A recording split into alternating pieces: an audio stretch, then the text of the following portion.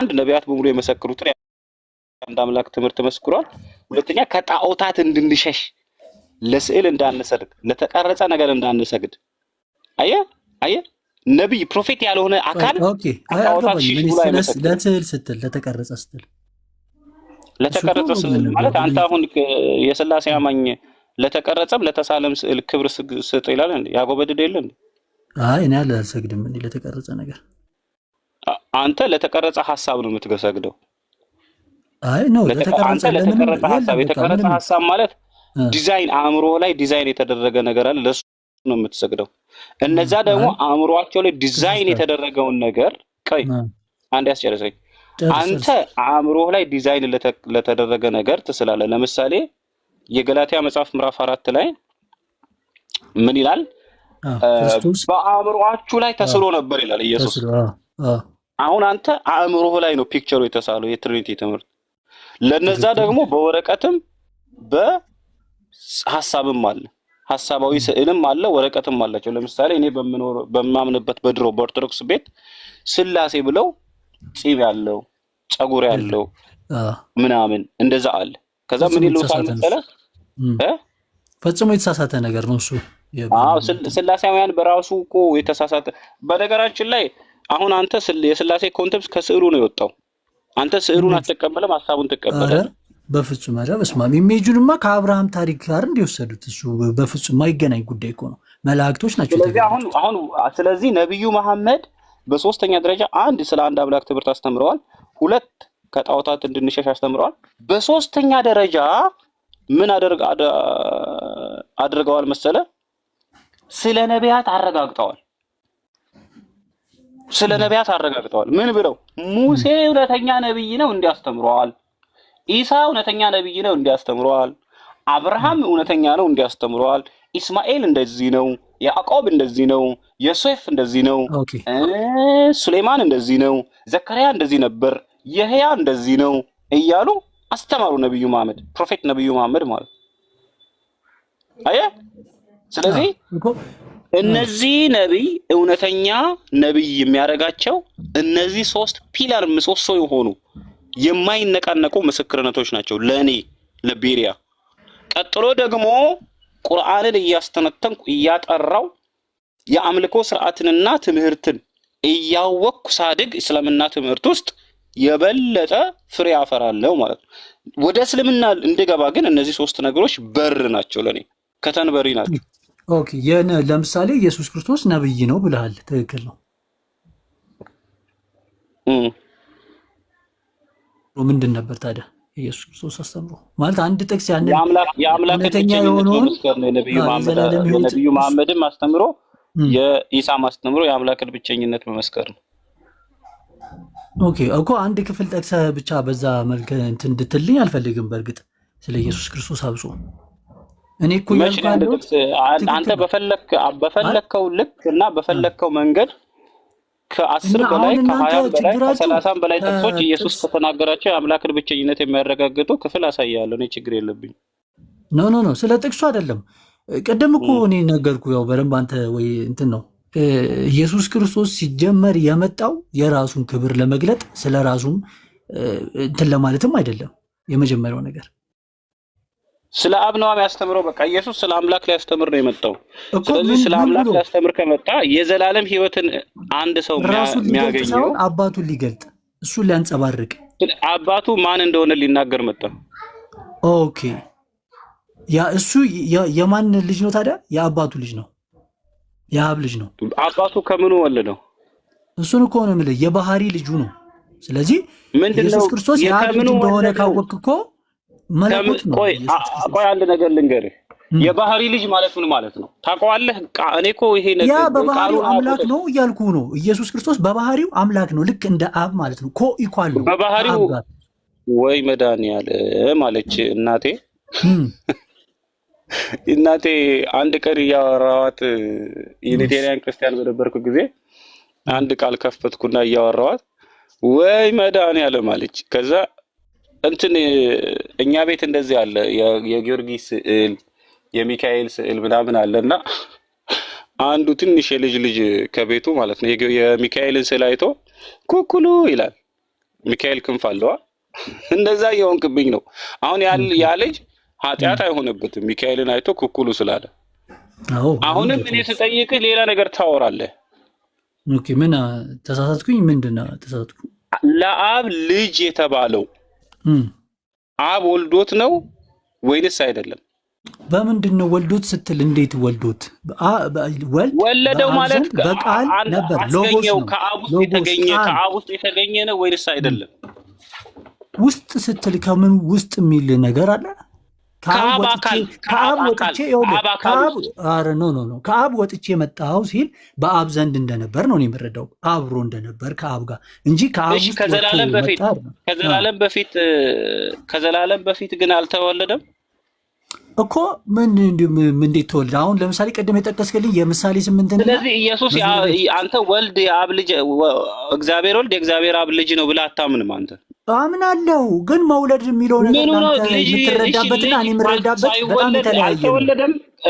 የምትረዳበት መውለድ የሚለው ጉዳይ መውለድ እኮ ለማለት መውለድ የሚባለውን ነገር በደንብ መረዳት አለብህ። መውለድ ማለት አንተ አሁን ወልዶታ እንዴት ብለህ ነው አንተ የምትረዳው? እስኪ ወለደው የሚለው ወለደው ማለት በስላሴ ትምህርት ከውስጡ ተገኘ፣ ከአብ አካል ውስጥ ተገኘ ማለት ነው። በስላሴ ትምህርት ከአብ የተገኘ በስላሴ ትምህርት አይደለም መውለድ። ባንተ መውለድ ማለት ነው ማለት ነው።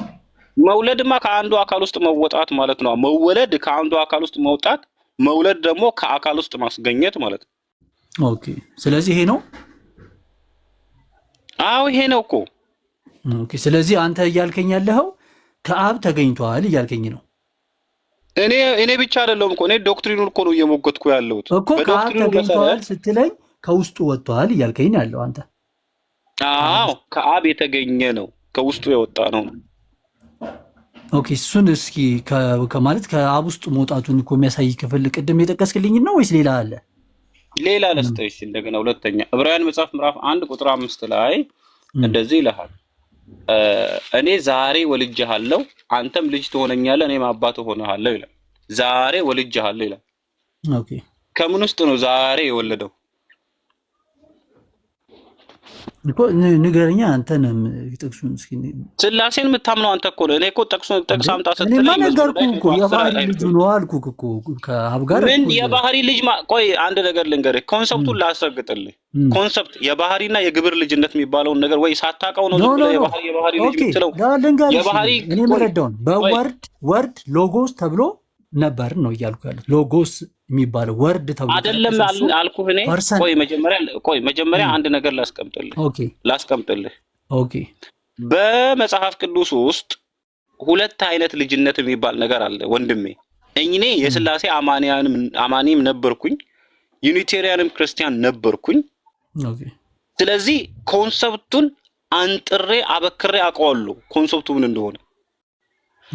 በመጽሐፍ ቅዱስ ወይንም በስላሴ አስተምህሮ ሁለት አይነት ልጅነት የሚባል ነገር አለ።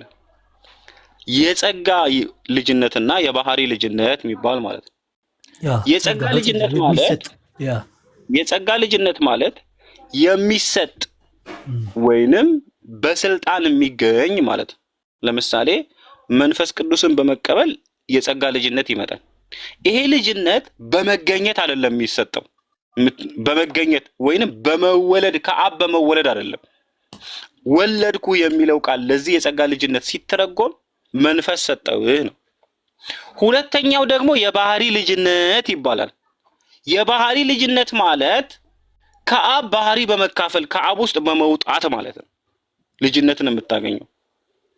ስለዚህ ኢየሱስ የአብ የባህሪ ልጅ ነው ሲባል ኦንቶሎጂካሊ ነው፣ ከአብ ውስጥ ተገኝቷል ነው። ለዛ ነው የኒቂያ ጉባኤ ላይ ከ12ቱ ፖይንቶች መካከል ከ12ቱ አልኩት ከ20 ፖይንቶች መካከል ኒቂያ ፖይንት ላይ ከ20 ፖይንቶች መካከል አንዱ ምንድን ነው? ከአምላክ የተገኘ እውነተኛ አምላክ የተገኘ ባህሪ የተካፈለ የባህሪ ተመሳስሎ ነው አይደለም እያለ ያለው የኒቂያ ጉባኤ። እሺ የተገኘ መገኘትን ነው። ያ መገኘት ከምንድን ነው የተገኘው? ከአብ አካል። ከአብ አካል ሲመጣ የአብን ባህሪ ሙሉ ለሙሉ ሼር አደረገ። ስለዚህ አምላክ ስንለው የአብን ባህሪ ከአብ ባህሪ ያነሰ ባህሪ የለውም። ልጅ ነው ስንለው ደግሞ ከአብ ውስጥ ወጥቷል ተገኝቷል እያልን ነው እያለ ያለው የኒቂያ ጉባኤ ወንድሜ። አንተ የምትለው አሁን ደግሞ የሥላሴ አባቶችም የማያውቁትን ዶክትሪኑ የማያውቀውን የራስህን ሥላሴ ዘመታል። ምን ልጅ ማለት አለ ባህሪውን ለማሳየት ነው እንጂ ተወልዷል ማለት ከአብ ውስጥ ተገኝቷል ማለት አይደለም። ይሄ ከየት ያመጣኸው ሥላሴ ነው? አንተ የራስህን ሥላሴ እኮ በልብህ አፈለክ እኮ። እንዴት አልገባኝም። የራስህን ሥላሴ ዶክትሪን የራስህን ዶክትሪን ሥላሴ ከቃል አንጻር እንጂ ከሥላሴ አማንያን ጋር እየተስማማህ ያለኸው ኮንሰፕቱ ከነሱ ጋር አንድ አይደለም። አንተ የምትለው ልጅነቱ ባህሪ ነው። ይሄ ፈንክሽናል የሚባል ነገር አለ። አሁን ስለ ትሪኒቲ ኮንሰፕት በደንብ ተወልዷል እኮ የሚለው ቃል ነው። ተወልዷል አምላክ እንዴት ተወልዷል የሚለው እነሱን ነው መጠየቅ ያለብህ። እነሱ የእነሱን አምላክ የተገኘ እውነተኛ አምላክ ከአምላክ የተገኘ እውነተኛ አምላክ የተወለደ እንጂ ያልተፈጠረ ብለው የሚያምኑትን ሰዎች ምን እያላችሁ ነው? ከአምላክ እንዴት ነው አምላክ የሚገኘው? አምላክ ከአምላክ እንዴት ነው የሚወለደው? አንድ ሰው ላውርድ መሰለኝ በፈቃደኝነት ኡስታዝ ጀማልን ከታች ስላየው ላስገባ።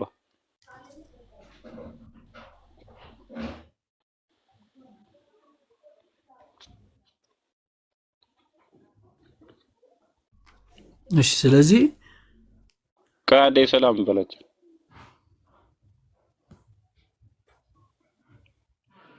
አሰላሙ አለይኩም ኡስታዝ በረካቱ አብደላ ሙስሊም ይት ወንድሞቼ እንዴት ናችሁ?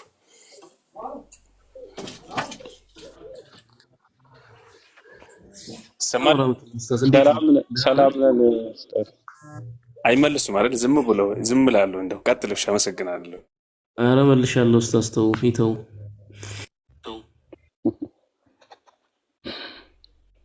እሺ ኡስታዝ፣ ስለዚህ አማኑኤል አንተ አሁን መጠየቅ ያለብህ ያንተ ኮንሰፕት ያንተ የትሪኒቲ ኮንሰፕት ከትሪኒቲ ኮንሰፕት አማኞች ውስጥ ከካቶሊካዊውም የትሪኒቲ ኮንሰፕት ጋር አይስማማም፣ ከኦርቶዶክሳዊ የትሪኒቲ ኮንሰፕት ጋርም አይስማማም። አንተ ሐሳባዊ ትርጉም ነው እየሰጠህ ያለኸው ለራስህ ትሪኒቲ ሐሳባዊ ትርጉም። ለምንድን ለራሴ ትሪኒቲ ይሰጣሉ እንዴ? መጽሐፍ ቅዱሳዊ እኮ ነው እየተናገርኩ ያሉት ነገር እኮ ምንም የከራሴ የሆነ ነገር እኮ አይደለም።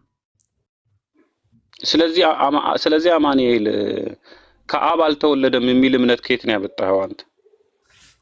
መወለድ የሚለውን ትርጉም ነው ነው አሁን መወለድ የሚለውን ትርጉም መወለድ ማለት ከአብ ውስጥ መገኘት ማለት ነው። አዎ መወለድ የሚለውን ወልዶታል የሚለውን ቃል በቃል እኛ ምናልባት እኛ የምንረዳበት መንገድ እኔ ሙሉ በሙሉ እኔ ትክክል ነኝ ወይ አንተም እንደዚህ ነው ያልኩ ሳይሆን መወለድ የሚለው ነገር ሰዎች የሚረዱበት መንገድ ትክክል አይደለም ብዬ ማስበው።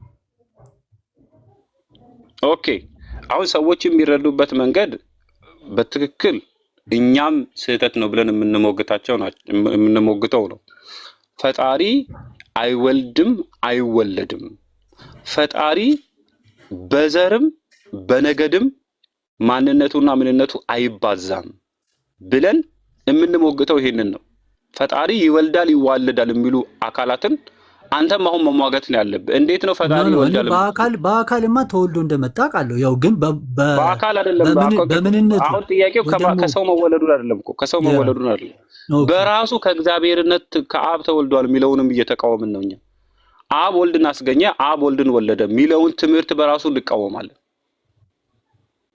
ገና ፈጣሪ በስጋ መጣ የሚለውን አለ። ፈጣሪ በስጋ መጣማ እሱማ እርኩሰት እኮ ነው። ፈጣሪ ላይ የሚነገር እርኩሰት ነው ማለት እሱኛውን ሳይሆን በመጀመሪያ ደረጃ አንተም ያልገባህን ፈጣሪ ከፈጣሪ ተገኘ ከምን በዘላለማዊ ልጅነት የሚለውን ትምህርት በራሱ የዘላለማዊ ልጅነት የሚለውን ትርጉም እኛ አሁን አንተ የምትረዳበት አስገኘው ወይ ደግሞ ተገኘ የሚለው ትርጉሙ እኛ እንደምንረዳው አይደለም ነው ማለት። ማን ናችሁ እናንተ? ማን ናችሁ ማለት የኦርቶዶክስ ስላሴ ነው የካቶሊክ ስላሴ ውስጥ ነው?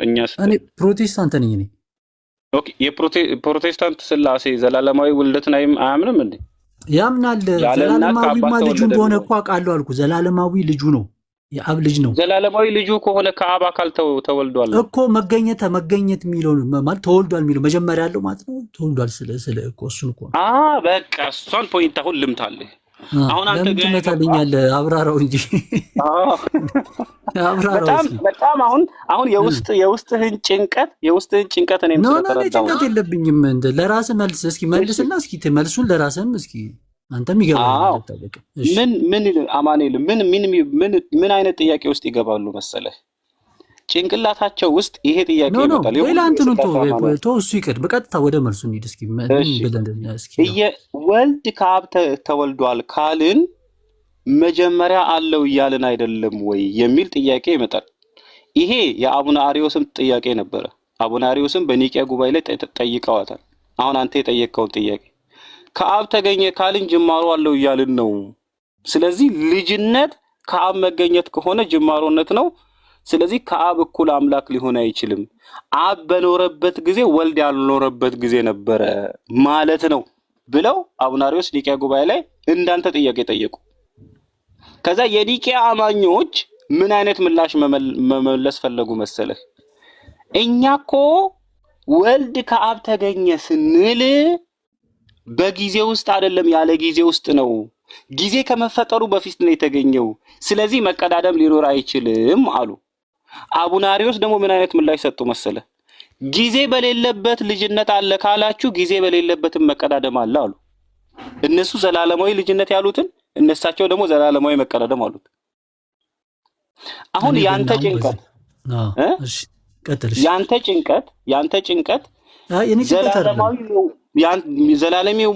ዘላለማዊ መወለድ ካለ መቀዳደም አለ ብለህ የተጨነቀውን ጭንቀት ወደ መጽሐፉ እንድትጠጋ ወደ መጽሐፉ ወደ ስላሴ ቢያንስ ወደ ስላሴ ትምህርት እንድትጠጋ ዘላለማዊ ልጅነቱን ዘላለማዊ መቀዳደም ብለህ ውሰደው።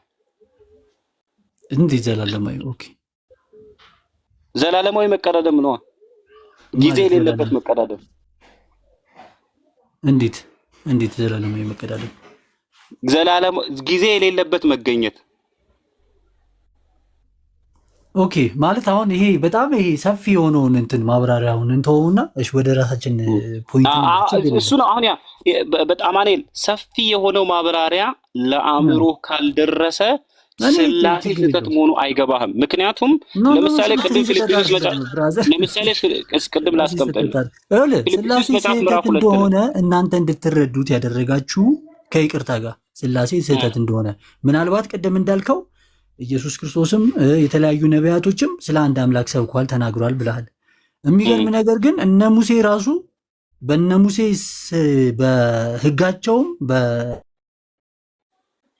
በሕጋቸውም በእርግጥ አሁን እንዴት ብዬ እንዳውስ በሕጋቸውም በነቢያትም ስለ ኢየሱስ ክርስቶስ ተነግሯል። አሁን ያንን እናንተ ያንን ኢየሱስ ክርስቶስን አምላክ ነው ብሎ ለመቀበል እንጂ ነብይ እንደሆነማ እኮ እናንተ ተቀብላችኋል እኮ። በጣም ጥሩ በጣም አሪፍ ፖይንት አንስተሃል። ቆይ አማኑኤል እንደውም ውስጥህ የሚመጣውን ጥያቄ ሁሉ ነው እኔ ላስተናግድ የምፈልገው። አሁን የስላሴውን ችግር የለም በሻልከው መጠን እስኪ እንነጋገራለን። እስቲ አሁን በጣም የሚገርም ፖይንት አንስተሃል። ሙሴ ስለ ኢየሱስ ጽፏል። ይሄንን ቃል የዮሐንስ ወንጌል ምዕራፍ 5 ቁጥር 46 ላይ ኢየሱስ እንደዚህ አለ፣ ሙሴን ብታምኑ እኔን ባመናችሁ ነበር፣ እርሱ ስለ እኔ ጽፏል አለ። ማን? ሙሴ ስለ እኔ ጽፏል። ስለ ኢየሱስ ምን ማለት ነው? ሙሴ ስለ ኢየሱስ መረዳት አለው ማለት ነው። ተገልጦለታል የሆነ ነገር። እንግዲህ ነቢይ ያለፈውንና የወደፊቱን አምላክ ይገልጥለታል። አየህ፣ አምላክ ያለፈውንም ያውቃል የወደፊቱንም በእርግጠኝነት ያውቃል፣ አምላክ ነውና። ስለዚህ የሙሴ አምላክ ለሙሴ መገለጥ ጽፏል ስለ ኢየሱስ። በጣም የሚገርም ዛሬ ሙሴ የሚገርም ነገር በጥያቄ እዚሁ ጋር ልጠይቅልህ። የሁላችሁም የሙስሊሞች ብዙ ጊዜ የምታወሩት ነገር ነው። ቆይ አማኑኤል ቆይ መጽሐፉ ላይ ያወራው ሌሎች ወንድሞቻችሁ ታዲያ ምንድን ነው የሚሉት? እስልምናንና ቁርአንን ተው። ቆይ መጀመሪያ መጽሐፉ ላይ መጀመሪያ ተረዳ። ቆይ አማኑኤል ጀስት ስለ መጽሐፍ ቅዱስ አይደለም እኮ እኔ ችግሬ እኮ እናንተ ጋርም ያለው ቆይ መጀመሪያ መጽሐፍ ላይ ቆምና ሙሴ ስለ ኢየሱስ ምን ያምናል የሚለውን ላስረዳ። እስልምናና ቁርአንን ተውና መጀመሪያ መጽሐፍ ቅዱስህን እወቀው ነው። ታኔ አውቃለሁ መጽሐፍ ቅዱስ ግን እናንተ ደግሞ አሁን ቆይ ባልከው መጽሐፍ ቅዱስን ካወቅ ቆይ መጽሐፍ ቅዱስን ካወቅ ቆይ አማኑኤል በፈጠረ መጀመሪያ መስለን እናውራ እንጂ እኔ ሳወራ አንተ ደግሞ ትመልስልኛለህ። አይደለም ቁርአንና እስልምና ላይ አትሄድ። መጀመሪያ ሰው መጽሐፍ ቁርአን ይሄ እኮ ነው አይደል እንዴ? ስለ ቶራ እኮ የሚያወራው እኮ እኔ አይደለሁም እኮ የማወራው። ቁርአን ስለ ቶራ ያወራል፣ ስለ ሙሴ ያወራል። ይሄንን መብት አለው እኮ ቁርአን ስለ ቶራም ስለ ዘቡርም ስለ ተውራትም ስለ ኢንጂልም የመናገር መብትም አለው። የአምላክ ቃል ሳይሆን ስለሱ ካወራ እኔ እንዴት አንተ ታዲያ ለምን አትመልስልኝም እንዴ? ማበናነሰውም ተመሳሳይ ነው። ባጭሩ ልመልስልህና ወደ መጽሐፍ አንዴ ልመልስልህ። ባጭሩ ብዙ ሰዎች በቁርአን ውስጥ ያለውን ቃል በማንሳት ቁርአን ከመጽሐፍ ቅዱስ ኮፒ አድርጓል የሚል ትርጓሜ ይሰጣሉ። ፍጹም ስህተት የሆነ ኮንክሉዥን ያስቀምጣሉ። ቆይ አንዴ ሚውት አድርግ፣ ምላሽ እየሰጠው ነው። ችግር የለም። እሺ ቀጥል። ለምሳሌ አንድ ነገር ላስቀምጥላችሁ። የሉቃስ ወንጌል ምዕራፍ 4 እና የማቴዎስ ወንጌል ምዕራፍ 4 ላይ ኢየሱስ ክርስቶስ ከዘዳግም ላይ ወስዶ አስተማረ። የሉቃስ ወንጌል ምዕራፍ 4 ላይ ከኢሳይያስ መጽሐፍ ወስዶ አስተማረ። ማን? ኢየሱስ ክርስቶስ። በእነሱ እምነት ከምን ላይ ወስዶ? ከዘዳግምና ከኢሳይያስ ላይ ወስዶ አስተማረ። ታዲያ ኢየሱስ ክርስቶስ ከዘዳግምና ከኢሳይያስ ኮፒ ያደረገ ሊሉን ነው? ከዘዳግም ላይ ወስዶ ዘዳግም መጽሐፍ ምዕራፍ 4 ላይ የማርቆስ ወንጌል ምዕራፍ 12 ላይ ማለት ነው። ከዘዳግም ወስዶ እስራኤል ሆይ ስማ ጌታ አምላካችን አንድ ጌታ ነው ብሎ አስተማረ። እንዲሁም መጽሐፉን በተረተረ ጊዜ የኢሳይያስን መጽሐፍ በወሰደ ጊዜ ወስዶ አስተማረ አሉ። የሉቃስ ወንጌል ምዕራፍ 4 ላይ የጌታ መንፈስ በእኔ ላይ ነው፣ ለድሆች ወንጌልን ሰብክ ዘንድ ቀብቶኛል ብሎ አስተማረ። ስለዚህ ከዘዳግምና ከኢሳይያስ ላይ ኮፒ አድርጓል እያሉ ነው። አያችሁ? ምንድነው የሚሉት? አስተማረ፣ ጥቅስ ጠቅሶ አስተማረ እንጂ አብራራ፣ ኮፒ አደረገ ብለው አይተረጉሙም። ታዲያ ነብዩ መሐመድ በቁርአን ላይ በተገለጠላቸው መጽሐፍ ላይ ከመጽሐፍ ቅዱስ አይደለም እየወሰዱ ያሉት። ከመጽሐፍ ቅዱስም የወሰዱት ሐሳብ የለም። እሳቸው በተገለጠላቸው መገለጥ ላይ አላህ ከቀደሙት መጽሐፍት ላይ ማረጋገጫ ሰጠ። የቀደሙት ነቢያትን ትምህርት በእሳቸው በኩል አረጋገጠ። ከምን? ከተውራህ ወይንም ከተውራት፣ ከዘቡር እና ከኢንጅል ማለት ነው። ከኢንጅል አላህ ማረጋገጫ ሰጠ ማለት አላህ ከራሱ መጽሐፍ ኮፒ ያደረገ ማለት አይደለም። ኢንጅልም የአላህ መጽሐፍ ነው፣ ቁርአንም የአላህ መጽሐፍ ነው። ተውራትም የአላህ መጽሐፍ ነው፣ ቁርአንም የአላህ መጽሐፍ ነው። ዘቡርም የአላህ መጽሐፍ ነው፣ ቁርአንም የአላህ መጽሐፍ ነው። በቁርአን ላይ ከቀደሙት መጽሐፍት ከሰጣቸው ትምህርት ላይ ወስዶ ማረጋገጫ ሰጠ። ለሙሳ እንዲህ አይነት ትምህርት ሰጥቻለሁ፣ ለኢሳ እንደዚህ አይነት ትምህርት ሰጥቻለሁ፣ ለዳውድ እንደዚህ አይነት ትምህርት ሰጥቻለሁ ብሎ ምን ሰጠ? ማረጋገጫ ሰጠ። ስለዚህ አላህ ከቀደሙት ነቢያት ከገለጠላቸው መገለጥ ማረጋገጫ ሰጠ እንጂ ከመጽሐፍ ቅዱስ የወሰደው የተወሰደው ነገር የለም። አሁን ወደ መጽሐፉ እንመለስ። አሁን ወደ ችግሬ ከአላህ አይደለም። የኔ ችግር እኮ ከአላህ አይደለም። ምንድነው ችግርህ?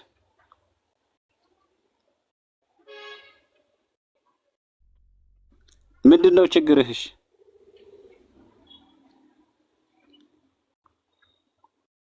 አማኑኤል፣ ችግሬ ከአላህ አይደለም። ከማን ነው ችግርህ? ችግርህ ከሙስሊሞች ነው? ከነብዩ መሐመድ ነው? ከማን ነው ችግር አለው? ችግሬ እኔ ከአላህ አይደለም ችግሬ። ነብዩ መሐመድ ግን የተሳሳተን መልእክት ነው እያስተላለፈ ያለው ነው የኔ ሐሳብ። ኦኬ፣ እሱ ጋር እንመጣለን። ነብዩ መሐመድ የተሳሳተ ትምህርት አላስተላለፉም። ያስተላለፉትን ምንም አይነት መንገድ የለም። ከነብዩ መሐመድ ይልቅ ግን መጽሐፍ ቅዱስ ውስጥ የተሳሳተ ጥቅስና አላህንም በተለየ መንገድ ሰዎች እንዲረዱት አላህ ማለት የተለየ ሌላ ነገር እንደሆነ እንዲረዱ ነው ያደረገው እንጂ አላህ እግዚአብሔር እንደሆነ የታወቀ ነው። እግዚአብሔር የሚባል አምላክ የለም ወንድሜ። ቆይ እባክህ በቃ ችግር የለውም። እሺ ቀጥል፣ ችግር የለውም። እግዚአብሔር የሚባል አምላክ የለም። በመጀመሪያ ደረጃ እግዚአብሔር ችግር እሱ የስም እንትን ሊሆን ይችላል። ችግር የለውም። እሺ የስም እንትን አይደለም። እግዚአብሔር የሚለው ቃል በራሱ የብሔር ገዢ ወይንም የሀገር ገዢ ማለት ነው። በጥንት ኢትዮጵያውያን ዘንድ ሀገሩን የሚገዛ ዘንዶ ነበር። ያ ዘንዶ ነው። እሱ ሌላ እንትን ነው። ችግር የለውም። እኛ በምንረዳበት እንትን እንለዋለን። ምንም እንትን የለውም። እና አንተ በምትረዳበት መንገድ አይደለም፣ ትክክለኛውን ትምህርት ነው የምትተረጉመው እንጂ ለምሳሌ አቡነ አረጋዊ ይሄ ደብረ ዳሞ የሚባለውን ገዳም በዘንዶ ሲወጡ አይተሃል? ያ ዘንዶ እግዚአብሔር ተብሎ ይጠራል። ገዣችን ማለት ነው እኮ አምላክ አድርገውት ሀገሩን የሚገዛ ማለት እኮ ነው። ስለዚህ አምላክ የሚለውን ለእሑድም ለሰይጣንም ተጠቅመናል እንዳልከው። ኔቨር አምላክ ብለን ክርስትና ደግሞ ከመግባቱ እግዚአብሔርንም በፊት ነው። እንደምንጠራው ነው። ወይ ደግሞ ክርስቲያኒቲ አብን ወደ ኢትዮጵያ ከመግባቱ በፊት ኢትዮጵያ ውስጥ የሚመለክ ዘንዶ አለ። ገባኝ እኮ ለዛ ስም ሰጥተውት ነው። እግዚአብሔር የሚለውን ስም ሰጥተውት ነው ለእሱ አይደል? ለዘንዶ ዘንዶ ነው እንጂ አምላካችን እግዚአብሔር ብለውት ነው ዘንዶ ነው ለነሱ እግዚአብሔር እኮ። ለነሱ ነው እኮ ዘንዶ ለነሱ እግዚአብሔር ነው እንጂ ዘንዶ እግዚአብሔር አይደለም እኮ። እግዚአብሔራቸው ዘንዶ ነው እኮ ለነሱ ነው እግዚአብሔራቸው እኮ ነው። የታዲያ ዘንዶ ለነሱ እንጂ በቋንቋቸው ፈጣሪ የሆነውን ዘንዶ እግዚአብሔር የገዣችን ብለው ይጠራሉ። ኦኬ እሺ ቀጥል፣ ችግር የለውም። እሺ ኦኬ ወደ መጽሐፍ እንመለስ። ቅድም ምን ብሎ ተናግሯል መሰላችሁ? ሙሴ ስለ ኢየሱስ ጽፈዋል። ስለዚህ ሙሴን ካመንን ኢየሱስን እናምናለን ማለት ነው። ኢየሱስም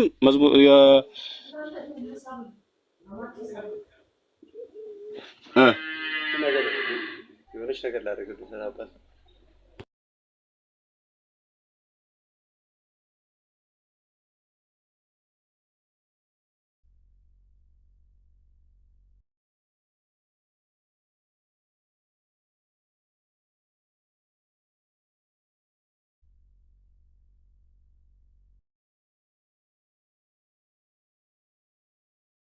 ጋብቻ ላይ የተቋረጠው አይሰማም። አዎ ተቋርጧል። ዝም ብሏል አብደላ። ኦኬ ላስቀምጠላችሁ። የዮሐንስ ወንጌል ምዕራፍ 5 ቁጥር 46 ላይ እንደዚህ የሚል ቃል አለ። ሙሴ ስለኔ ጽፏል፣ እሱን ብታምኑ እኔን ባመናችሁ ነበር አለ። አሁን ክርስቲያኖች ሙሴን ታምኑታላችሁ፣ የሙሴን እምነትና መረዳት ይዘናል ትላላችሁ። ኢየሱስን በተናገረ ለአይሁዶች ነው የተናገረው። ህግ ለነሱ ነው። አንተ ሙሴን አታምነውም እንዴ? አይ ኖ ህግ ለነሱ ነው የተሰጠው። እየተናገረ ያለው ስለነሱ እኮ ነው። ስለዚህ አንተ መጽሐፍም ህግም የለህማ ጭራሽ። እንደውም ሌላም ወጣት ተግባብ በመጀመሪያ ነው የጠቀስኩልህ የዮሐንስ ወንጌል ምዕራፍ 5 ቁጥር 46 ላይ ያለው ቃል ነው። ጭራሽ ሙሴ እነሱ ነብይ ነው ካልክ አንተ ጭራሽ ነብይም አምላክም የለህም፣ አህዛብ ነህ። ወደ እነሱ ነቢያት ነህ። አህዛብማ እንደሆንኩ በደንብ ነው ጠንቅቄ የማውቀው፣ አህዛብ ነኝ። ስለዚህ አንተ እንደውም እስራኤላዊ ባለመሆንህ ነው። ቆይ አማኑኤል ስማ፣ እስራኤላዊ ባለመሆንህ ስላሴን ታምናለህ እንጂ እስራኤላዊ ስላሴን አያውቅም። ነቢያታቸውም ስለ ስላሴ አላስተማሯቸው። እነሱ እኮ ታርጉም ወይንም ታልሙድም ምንድነው ያንተ ችግር ነው እንጂ አንተ ከእስራኤላውያን በነገራችን ላይ የኒቄ ጉባኤ ላይ አይሁዳዊ እንዳልተካተተ ታውቃለህ? አይሁዳዊ አባት እንደሌለ ነው። አልተቀበሉትም እኮ በቃ ተናገሩ። ተቀበለውታል እንጂ የተቀበሉት ሰዎች አይደሉ እንጂ በአዲስ ኪዳን መጽሐፍ የጻፉልህ ነው። እሱን አይደለም የምልህ። የገዛ ወገኖቹ ግን መጀመሪያ ሲመጣ አልተቀበሉትም ኢየሱስን በቃ። እሱማ ወገን አለው፣ ልክ እኮ ነው። ወገዛ ወገኖች አሉት። እግዚአብሔር ግን ወገንና ዘር የለውም። እግዚአብሔር ወንድም የለው። ይሄ አሁን የተናገርከው ቃል በራሱ የገዛ ወገኖቹ የሚለው ቃል በራሱ ኢየሱስ እግዚአብሔር እንዳልሆነ ያስረዳሃል። እሱ ወገን አለው፣ ዘር አለው፣ ነገድ አለው፣ ወንድሞች አሉት። እግዚአብሔር ወንድም የለውም፣ ዘር የለውም፣ ነገድ የለውም። እግዚአብሔር ትክክል ነው። እሱ እኮ 100% ሰው ነው፣ 100% ደግሞ አምላክ ነው። ለዛ ነው ሁለቱን ለያይተንም ማየት አለብን። ደግሞ ለያይተንም ማናይበትም ደግሞ ሁኔታም አለ። እሺ ወደ ገዛ ወገኖቹ መጣ የተባለው ከሰማይ የመጣው አምላክ ነው ወይስ ሰው ነው? እንዴ ሰው ነው እንጂ ሰው ሆኖ የመጣው። ከሰማይ የመጣው ሰው ነው። ለምንድን ስጋ የሆነው እሱ ራሱ ወደ ገዛ ወገኖቹ መጣ የተባለው ከሰማይ ምንድን ነው? አምላክ አይደል መጣ የምትሉት እኮ ነው። አምላክ ነው ታዲያው። ስለዚህ በሰማይ እግዚአብሔር ወልድ የእስራኤላውያን ወገን ነበር ማለት መጣ የምትሉት ወልድ ነው፣ አምላክ ነው እኮ የተወለደበትና ታዲያ ወደ ገዛ ወገኖቹ ማለት ወደ የተወለደበትም ማለት ነው። ወደ ትውልዱ እዛ ትውልድ ውስጥ አይደል እንደመጣው መጣ የሚባለው ወደ ገዛ ወገኖቹ የመጣው ሰው ነው ወይስ አምላክ ነው? ሰው ነው ወደ ገዛ ወገኖቹ የመጣው። አዎ አምላክ ሰው የሆነው ማለት ነው። ሰው ስጋ የሆነው። ስለዚህ ኢየሱስ አምላክ አይደለም ወደ ገዛ ወገኖቹ የመጣው ሰው ከሆነ ነው። ኢየሱስማ ነገርኩህ እኮ 100% ሰው ነው፣ 100% ደግሞ አምላክ ነው። ምንድነው 100% ሰው 100% አምላክ ማለት ፍጹም ሰው ነው፣ ፍጹምም ደግሞ አምላክ ነው። ሁለቱን አንድ ላይ ያያያዘ ማለት ይሄ ደግሞ መሆኑ የሚገርም ነገር ሃይብሪድ ነው። እንደ ሃይብሪድ ነው። በሰው መካከለኛ እንዲሆን ያደረገው ራሱ ይሄ ነው። ገብቷል? ኢየሱስ አምላክ ማለት ሆኖ ሳለ ሰው መሆኑ እግዚአብሔርን የሚያገለግል እግዚአብሔር ነው። ኖ መካከለኛ መሆን ይቻለ በቃ በሰውና በእግዚአብሔር መካከለኛ መሆን ይቻለ ፍጹም ሰው ፍጹም ደግሞ አምላክ የሆነ ገብቷል። በእግዚአብሔር መልክ ሲኖር ነበር እሱ። ኢየሱስ እስቲ ቆይ የሚገባህ እንዲገባኝ የምትረዳውን እንዳውቅ ኢየሱስ ማለት አምላክን የሚያመልክ ሰው አምላክን የሚያመልክ ሰው አምላክን የሚያመልክ አምላክ እያልክ ነው ለኔ ማለት አምላክን የሚያመልክ አምላክን እንዴት አምላክ ያመልከዋል? አልገባኝም። ኢየሱስ እሺ አምላክነቱ ሰውነቱ አላልኩ አምላክነቱ አያመልክም። ፍጹም ሰው ነው ማለት በፍጹም ሰውነቱ አምልኳል። ያ ትክክል ነው። ስለዚህ አምላክነቱ የት ነበር ሰውነቱ ሲያመልክ?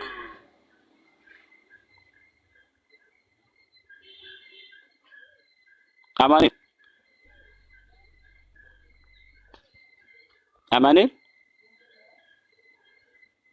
አምላክነቱ አብን ሰውነቱ አብን ሲያመልክ አምላክነቱ የት ነበር? ምንም አይነጣጠልም። ምን ማለት አትነጣጥ ማለት ስለዚህ አምላክነቱ የሚያመልክ ነበር እያልክ ነው? አይወሰድም። አይደለም። እንዴት አምላክማ አምላክ ነው።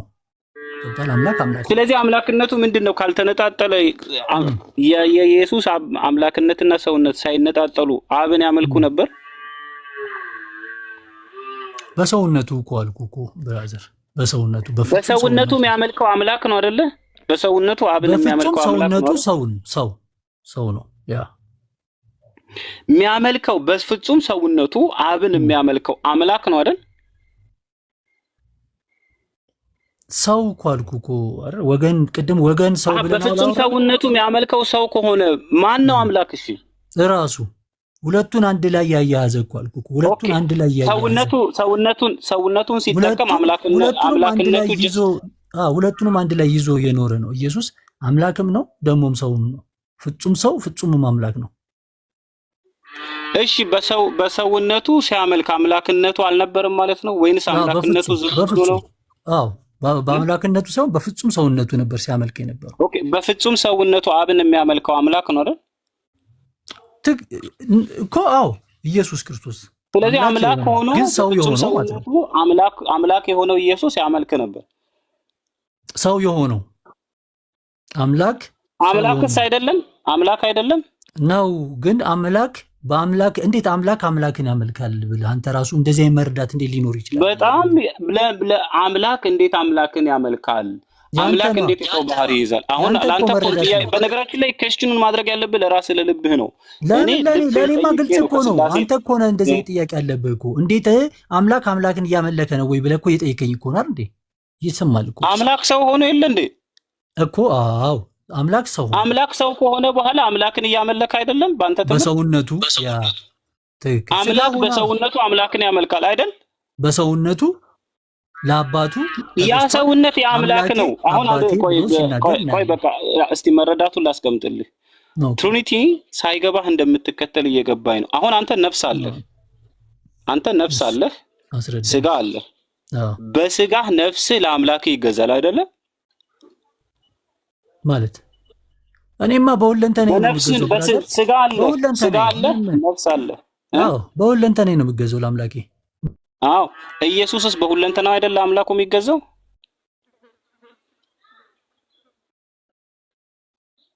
አማኑኤል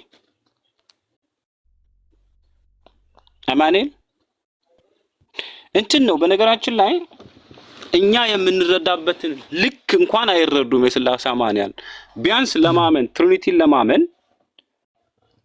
ለማመን በራሱ ትሪኒቲን ማወቅ አለብህ። ትሪኒቲ አንተ አስተምሮ መስሎ እኮ ነው። ትሪኒቲ አንተ አሁን በጣም እንትን እያልክ ያለው አስተምሮ መስሎ ነው። ትሪኒቲ ምንድነው? ትሪኒቲ መገለጥ ነው። የመለኮት ግልጠት ነው። መለኮት የተገለጠበት መንገድ ነው። ትሪኒቲ ግልጠት ማለት ምን ማለት? አስተምሮ አይደለም። በቃ ተገለጠ። አባቱን ተረከው ብሎ እኮ ይነግራል መጽሐፍ ቅዱስ። በአባቱ ዘንድ በእግዚአብሔር ዘንድ በእሱ መልክ ሲኖር ሳለ ስጋን ለብሶ የባሪያን መልክ ይዞ ሰው መስሎ መጣ እያለ እኮ እየነገረ ነው። ከዚህ በላይ እንዴት ምን አይነት እንትን ነው የምትፈልገው?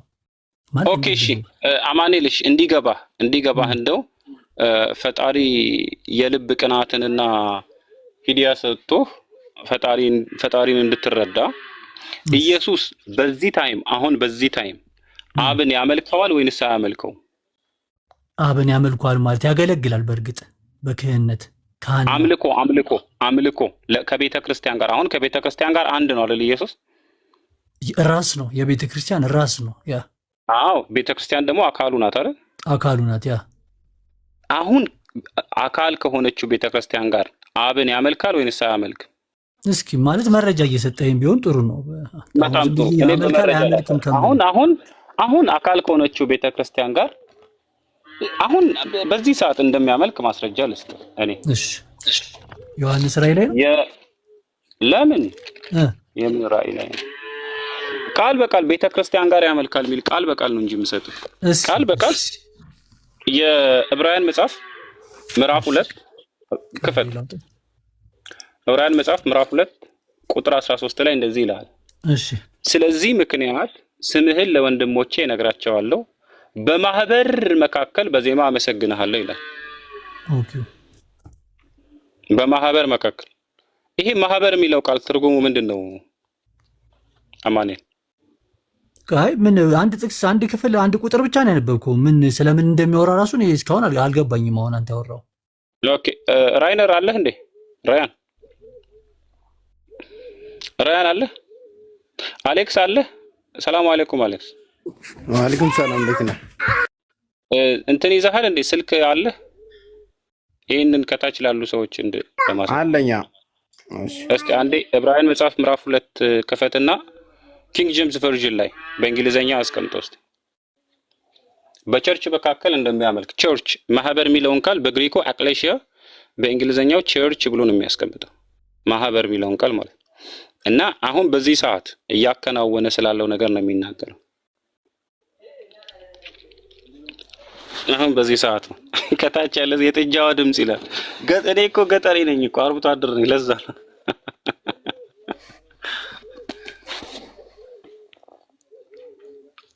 በዚህ ሰዓት ይሄን ቃል ዕብራውያን መጽሐፍ ምዕራፍ 2 ቁጥር 13 ላይ ያለውን ቃል ቤተ ክርስቲያን ብለው ካስቀመጡ ህዝብ ሁሉ ጥያቄ ስለሚሆንባቸው ማህበር ብለው ተረጎሟት። በነገራችን ላይ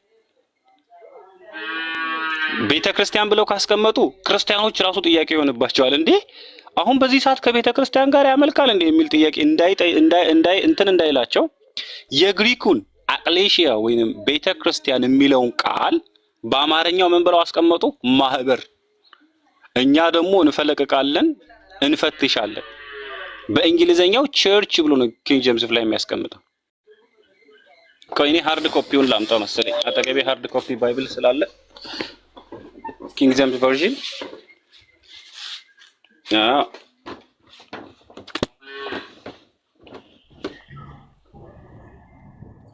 ያው አብዱላህ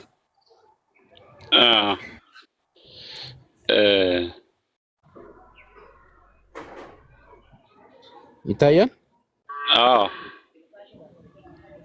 ኦኬ። እስቲ ዝቅ አድርገው ወርታች ቁጥር 12 ላይ አድርገው።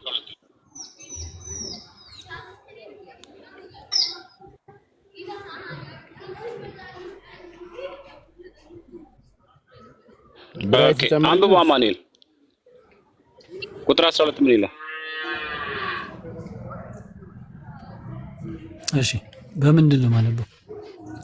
ይሄው በእንግሊዘኛው ኪንግ ጄምስ ቨርዥን ላይ ዲክሌር ይላል። እሺ በአማርኛው ቁጥር 13 ላይ የሚገኘው አንቱ ማይ ብራዘር እሺ ኢን ዘ ሚድስት ኦፍ ዘ ቸርች ዊል አይ ሲንግ ፕሬዝ ኢን ዘ ሚድስት ኦፍ ዘ ቸርች አይልም?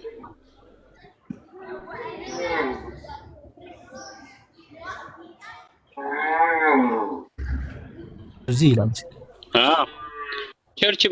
ቸርች ተብላ በአዲስ ኪዳን የምትጠራው ቤተክርስቲያን ናት አይደለ? ቤተክርስቲያን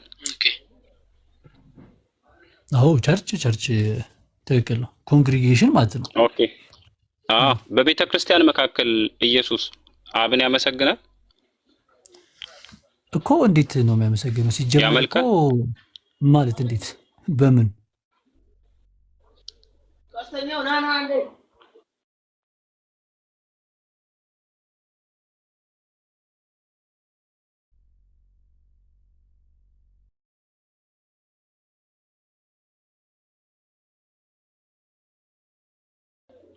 ኦኬ አንድ ነገር ያልገባቸውን ነገር እዚህ ጋር ላስቀምጥላችሁ። ከታች ያላችሁ እህት ወንድሞቼ፣ ሙስሊም እህት ወንድሞቼ የቤተ ክርስቲያን ስርዓትን በራሱ ስለ ቤተ ክርስቲያን ስርዓት ይሄ መጽሐፍ ቅዱስ ቤተ ክርስቲያን ብሎ ስለሚያስተምሩ ስርዓት በራሱ የሥላሴ አማንያን አያውቁትም፣ አይገነዘቡትም። ይሄ ምን ይላል መሰላችሁ? ዕብራውያን መጽሐፍ ምዕራፍ 2 ላይ ቸርች የምትለዋን ቃል በአማርኛው ሲያስቀምጡ ማህበር ብለው ሆም ብለው ነው ያስቀመጡት። ምክንያቱም ከቤተ ክርስቲያን ጋር ያመልካል ብለው ካስቀመጡ እንዴ ራሱ ከቤተ ክርስቲያን ጋር ካመለከ በምን አይነት ዳይሬክሽን ነው ተመልሶ ደግሞ እሱ የሚመለከው የሚል እንትን ይሆንባቸዋል፣ ጥያቄ ይሆንባቸዋል። ስለዚህ ስቲል አሁን በዚህ ሰዓት ባይብል እጅ ብቻ ሳይሆን እግርም ገብቶታል። አንዳንድ ሰዎች አታስቡ። በዚህ ሰዓት ከቤተ ክርስቲያን ጋር ሆኖ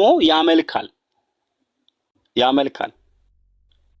ምን ማለት ነው አምልኮ ማለት ሲባል? እሱ ነብይ ነው፣ ኢየሱስ ነብይ ነው። ታዲያ በሰማይ ሪፕሬዘንት አድርጎ ቆሟል ቤተ ክርስቲያን የምትባለውን አካል የሚል እምነት ነው ያላቸው። ስለዚህ በሰማይ የአምልኮ ሊደር ነው። እኛ የመገለጣችን የመጀመሪያው መገለጥን የተቀበለው ነብዩ መሐመድ ነው ብለን እንደምናምን እነሱ ደግሞ the leader of the church ብለው ይቀበሉታል፣ የቤተ ክርስቲያን አለቃ። ስለዚህ ምን ያደርጋል? እሱ አምልኮንም በመጀመሪያ የሚያቀርበው እሱ ነው። አያችሁ፣ መገዛትንም በመጀመሪያ የሚያቀርበው እሱ ነው። እሱ ያላቀረበውን ነገር ቤተ ክርስቲያን ልታቀርብ አትችልም። እሱ ያላደረገውን ነገር ቤተ ክርስቲያን ልታደርግ አትችልም። እሱ ማያውቀውን ነገር ቤተ ክርስቲያን ልታደርግ አትችልም የሚል እምነት ነው ጳውሎስ ያለው። እነሱ ግን እዚህ ጋር ገና አልደረሱም። አሁን ለኛ መጥተው ሥላሴን ለመስበክ ይሯሯጣሉ፣ ግን የጳውሎስ መረዳት ላይ ገና አልደረሱም። ጳውሎስ ኢየሱስን የቤተ ክርስቲያን ራስ ሲለው በሁሉ ነገር ራስ እንደሆነ፣ በአምልኮ ራስ እንደሆነ፣ እሱ ሲያመልክ እነሱ እንደሚያመልኩ ምናምን ነው ጳውሎስ የሚረዳው። ለዛ ነው ኤፌሶን መልእክት ምዕራፍ 1 ላይ ክርስቶስን ከሙታን ሲያስነሳው ከአለቅነት ከስልጣኑ ከጌትነትም በላይ በሰማያዊ ስፍራ በቀኙ ሲያስቀምጠው በክርስቶስ ባደረገው ለቤተ ክርስቲያን ራስ እንዲሆን ሰጠው። አየህ፣ በጳውሎስ ወንጌል ብለን በመጠጠራው እንኳን ኢየሱስ ወርሺፕ የሚያደርግ ነው፣ አምልኮ አቅራቢ ነው። አየህ፣ ስለዚህ ይሄንን ነገር መረዳት አለብን። በመጀመሪያ ከቸርች ጋር ኢየሱስ እንደሚያመልክ በመጀመሪያ መረዳት አለ። እነሱ በአማርኛ የሸወዱህን ነገር በእንግሊዘኛው፣ በግሪኩ፣ በቀደሙት ብራናዎች ምናምን እየፈተሽክ ማብላላት ማስተንተን አለብህ። አንተ ጋር በአማርኛው አድርሰውት ነው፣ በመንፈስ ሳይሆን በቋንቋ ነው ያደረሱት። አንተ ጋር የመንፈስን ትርጓሜ ሳይሆን የእነሱን ብልሃት ነው የተጠቀሙት አንተ ጭንቅላት ላይ። ስለዚህ የሥላሴ አማንያንን መንገድና ስህተት አጥርተህ መውጣት አለብህ። ስለዚህ ኢየሱስ ከቤተ ክርስቲያን ጋር ያመልካል። ይሄን ቃል በቃል አሳይቼዋለሁ። አሁን ማመን ስላልፈለገ ነው የወረደው። ሰው እንዴት መጽሐፍ ቅዱስን አላምንም ብሎ ይታገላል? አሌክሶ መጽሐፍ ቅዱስን አናምንም ግን ወንጌልን ሰብካችኋል። ረዩ ምንድን ነው ይሄ የሚባለው? እስቲ ሐሳብ ስጡበት ኡስታዝ ጀማል።